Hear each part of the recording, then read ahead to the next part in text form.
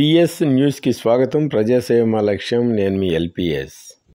ప్రపంచ ప్రసిద్ధిగాంచిన పంచారామాలలో ఒకటైన అమరావతిలోని పవిత్ర కృష్ణానది ఒడ్డున వేంచేసి ఉన్న శ్రీ బాలచాముండేశ్వరి సమేత అమరేశ్వర స్వామి ఆలయంలో వేంచేసి ఉన్న శ్రీ అమరేశ్వరుడు, శ్రీ బాలచాముండిక అమ్మవార్లను కుటుంబ సభ్యులతో దర్శించుకున్న భారత మాజీ రాష్ట్రపతి రామ్నాథ్ కోవింద్,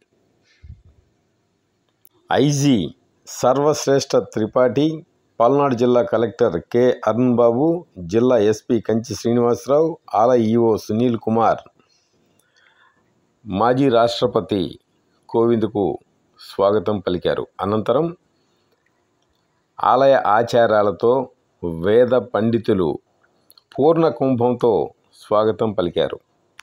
భారత మాజీ రాష్ట్రపతి అమరావతి రాక సందర్భంగా పోలీస్ శాఖ 200 మంది సిబ్బందితో పూర్తి స్థాయిలో బందోబస్తు నిర్వహించారు.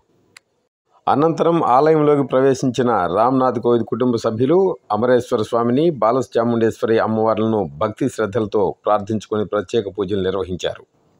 ఆలయ ఈఓ సునీల్ కుమార్ను, స్థానిక వేద పండితులను మాజీ రాష్ట్రపతి రామ్నాథ్ కోవింద్ ప్రత్యేకంగా అభినందించడం గర్వించదగ్గ విషయం.